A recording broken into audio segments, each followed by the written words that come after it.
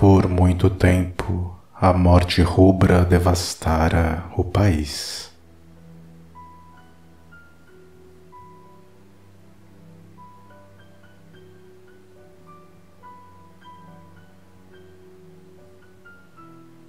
Jamais pestilência alguma fora tão mortífera ou tão terrível.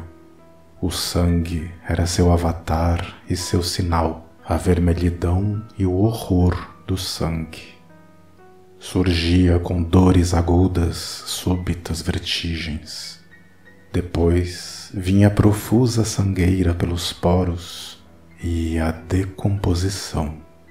As manchas vermelhas no corpo, em particular no rosto da vítima, estigmatizavam-na, isolando-a da compaixão e da solidariedade de seus semelhantes.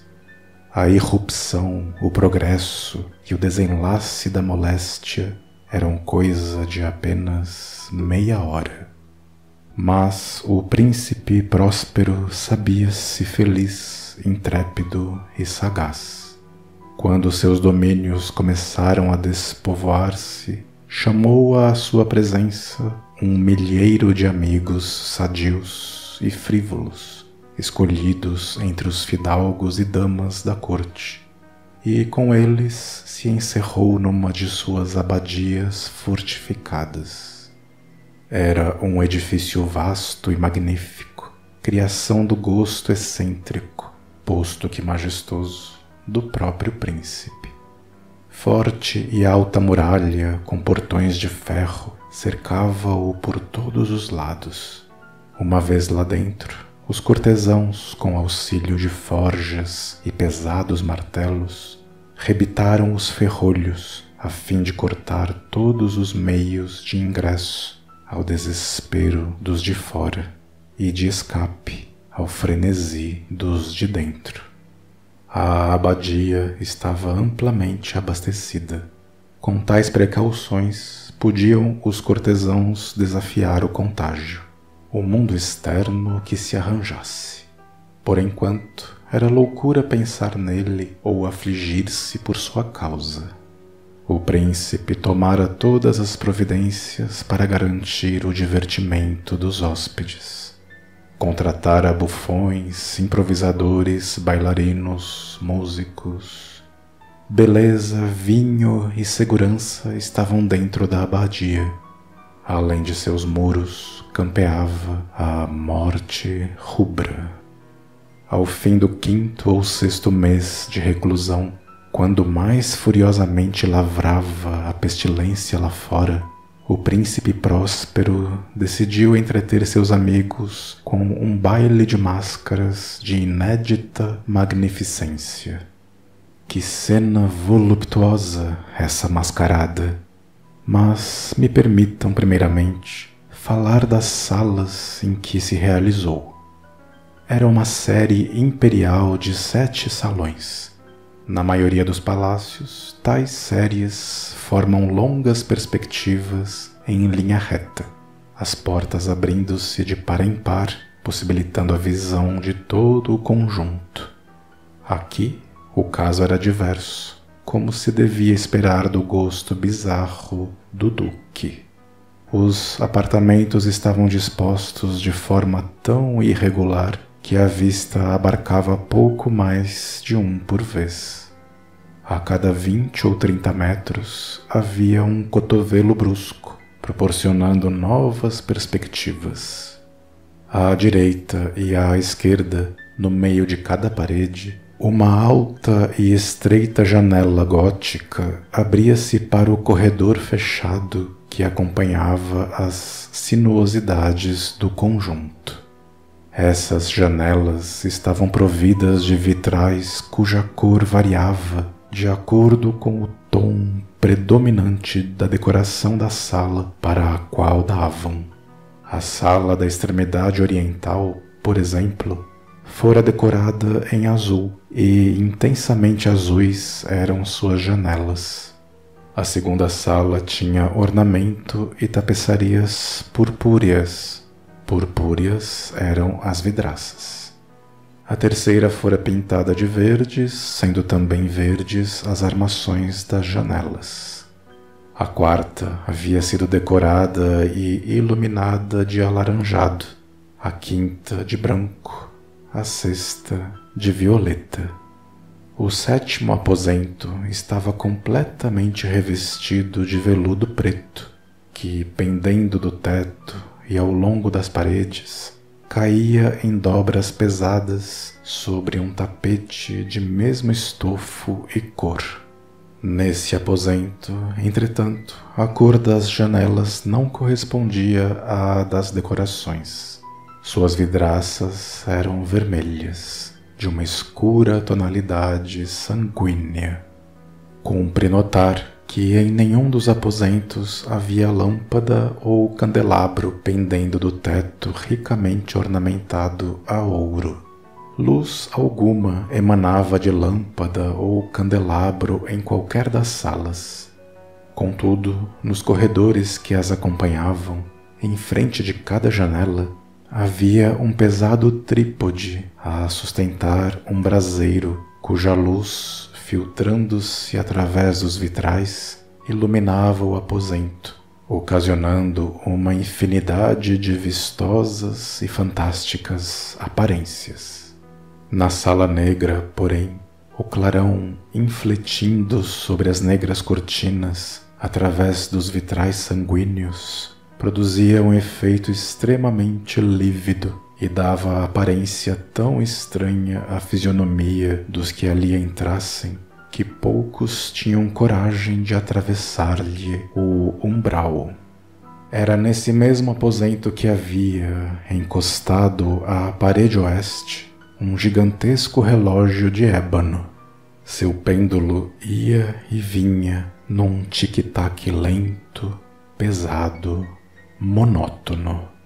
Quando o ponteiro dos minutos completava a volta do mostrador e a hora estava para soar, saía dos brônzeos pulmões do relógio um som limpo, alto, agudo, extremamente musical, mas de ênfase e timbre tão peculiares que, a cada intervalo de hora, os músicos da orquestra viam-se constrangidos a interromper momentaneamente a execução para ouvi-lo. Nesses momentos, era forçoso que os dançarinos parassem de dançar, e um breve desconcerto se apoderava da alegre companhia. Enquanto vibrava o carrilhão do relógio, os mais afoitos empalideciam e os mais idosos e sensatos passavam a mão pela fronte, como em sonho ou meditação confusa. Tão logo se esvaíam os ecos, um riso ligeiro percorria a assembleia. Os músicos se entreolhavam, sorrindo da própria nervosidade e loucura, fazendo juras sussurradas uns aos outros de que o próximo carrilhonar do relógio não mais produziria neles tal comoção. Todavia, 60 minutos mais tarde, que abrangem 3.600 segundos do tempo que voa, quando vinha outro carrilhonar do relógio, de novo se dava o mesmo desconcerto, o mesmo tremor, a mesma meditação de antes. A despeito de tudo isso, a folia ia alegre e magnífica. Os gostos do duque eram originais. Tinha ele olho esperto para cores e efeitos. Desprezava as maneiras da moda em vigor. Seus projetos eram audazes e vivos. Suas concepções esplendiam de um lustro bárbaro. Muitos acreditariam tratar-se de um louco. Seus adeptos, porém, sabiam que não. Era preciso ouvi-lo, vê-lo e tocá-lo para assegurar-se de seu juízo perfeito. Em grande parte, ele comandara pessoalmente a caprichosa decoração das salas para a grande festa. Sob sua orientação, haviam sido escolhidas as fantasias. Sem dúvida, elas eram grotescas. Havia muito brilho, muita pompa, muita coisa fantástica, muito daquilo que desde então pode-se ver em Hernani. Havia figuras arabescas com membros e adornos desproporcionados. Havia fantasias delirantes, invenções de louco. Havia muito de belo, de atrevido, de bizarro, algo de terrível, capaz, em não pouca medida, de provocar aversão. Para lá e para cá, nas 7 salas, movimentava-se uma multidão de sonhos, e esses sonhos andavam de um canto a outro, impregnando-se do colorido das salas, fazendo a música extravagante da orquestra soar como o eco de seus passos. Mas logo cantava o relógio de ébano na sala aveludada. Por um momento, tudo se fazia imobilidade e silêncio, perturbado apenas por aquela voz. Os sonhos paravam retesados. Porém, quando os ecos do carrilhão se esvaíam, tinham durado apenas um instante. Um frouxo de riso os acompanhava. E, mais uma vez, a música era reiniciada. Os sonhos tornavam a viver e a circular mais alegremente que nunca, banhados pelas cores que a luz dos trípodes, atravessando os vitrais, projetava sobre eles. Entretanto, à última das 7 salas, ninguém se aventurava, porque, avançando a noite, a luz filtrada pelas rubras vidraças fazia-se mais sanguínea e a negrura dos planejamentos causava medo. Aqueles cujos pés pisassem o tapete veludoso ouviriam o som abafado do relógio e o ouviriam mais solenemente enfático que os convivas dos demais salões. Esses outros salões estavam cheios de gente. Neles pulsava febril o coração da vida, e a folia continuou rodopiante até que o relógio começou a bater 00:30. A música parou, como já descrevi. Acalmou-se o rodopio dos dançarinos e, como antes, uma constrangida imobilidade tomou conta de todas as coisas. 12 foram as badaladas. Por isso, os que meditavam entre os foliões tiveram tempo de meditar mais longa e profundamente. E antes que se esvanecesse o eco da última badalada, muitos dos convivas puderam perceber a presença de um novo mascarado que até então não atraíra as atenções. Entre murmúrios propagou-se a notícia da nova presença. Elevou-se da companhia um zum-zum, um rumor de desaprovação e surpresa a princípio, de terror, de horror e de náusea depois. Numa assembleia de fantasmas, como aqui descrevi, era de supor que tal agitação não seria causada por aparição vulgar. Na realidade, a licença carnavalesca da noite fora praticamente ilimitada, mas o novo mascarado excedia em extravagância ao próprio Herodes. Ultrapassava, inclusive, os indecisos limites de decoro impostos pelo príncipe. Há fibras no coração dos mais levianos que não podem ser tocadas impunemente. Mesmo para os pervertidos, para quem vida e morte são brinquedos igualmente frívolos, há assuntos sobre os quais não se admitem brincadeiras. Todos os presentes pareciam se dar conta de que, nos trajes e nas atitudes do estranho, nada havia de espirituoso ou de conveniente. Alto e lívido, vestia uma mortalha que o cobria da cabeça aos pés. A máscara que lhe escondia as feições imitava com tanta perfeição a rigidez facial de um cadáver que nem mesmo a um exame atento se perceberia o engano. E, no entanto, tudo isso seria, se não aprovado, ao menos tolerado pelos presentes. Não fora a audácia do mascarado em disfarçar-se de morte rubra. Suas vestes estavam salpicadas de sangue. Sua ampla fronte, assim como toda a face, fora borrifada com horrendas manchas escarlates.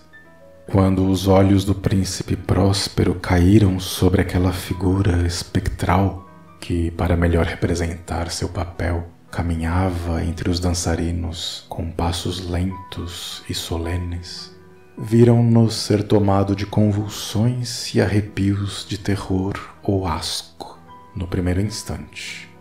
Logo depois, porém, seu rosto congestionou-se de raiva. "Quem se atreve?" perguntou roucamente aos cortesãos que o cercavam. "Quem se atreve a insultar-nos com essa brincadeira blasfema? Agarrem-no, desmascarem-no. Assim saberemos quem deverá ser enforcado ao amanhecer." Essas palavras vieram da sala azul, onde se achava o príncipe quando as pronunciou. Ecoavam pelas 7 salas alta e claramente, porque o príncipe era homem destemido e forte, e a música havia cessado a um gesto seu. Vieram da sala azul, onde estava o príncipe, rodeado de cortesãos empalidecidos. No primeiro momento que se seguiu à fala do príncipe, houve um ligeiro movimento de avanço do grupo em direção ao intruso. Este se achava perto e, com passos deliberados e firmes, aproximou-se do anfitrião. Mas, devido ao indefinível terror produzido pelo mascarado no ânimo de todos, ninguém se atreveu a agarrá-lo.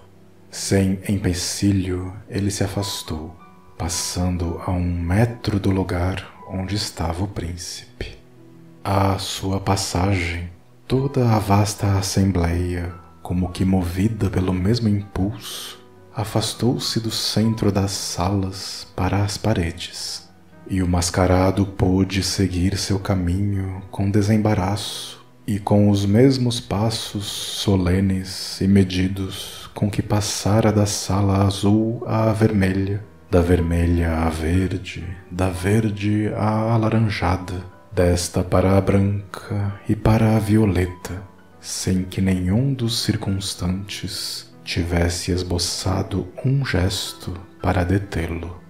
Foi quando, louco de raiva e vergonha da própria e momentânea covardia, o príncipe Próspero cruzou apressadamente as 6 salas, sem ninguém a segui-lo. O terror se apoderara de todos. Brandindo o punhal, avançava impetuosa e rapidamente. Já estava a 3 ou 4 passos do vulto que se retirava, quando este, atingindo a extremidade da sala aveludada, virou-se bruscamente e enfrentou seu perseguidor. Nesse instante, ouviu-se um grito agudo e o punhal caiu cintilante no tapete negro, sobre o qual tombou também, instantaneamente e ferido de morte, o príncipe Próspero. Recorrendo à selvática coragem do desespero, um grupo de foliões correu para a sala negra e, agarrando o mascarado, cuja alta figura permanecia ereta e imóvel à sombra do relógio de ébano, detiveram-se eles, horrorizados, ao descobrir que a mortalha e a máscara mortuária que tão rudemente haviam agarrado não continham nenhuma forma tangível. Só então se reconheceu a presença da morte rubra. Viera como um ladrão na noite, e, um a um, caíram os foliões nos ensanguentados salões da orgia e morreram conservando a mesma desesperada postura da queda. E a vida do relógio de ébano extinguiu-se simultaneamente com a do último dos foliões, e as chamas dos trípodes apagaram-se, e a escuridão, a ruína e a morte rubra estenderam seu domínio ilimitado sobre tudo.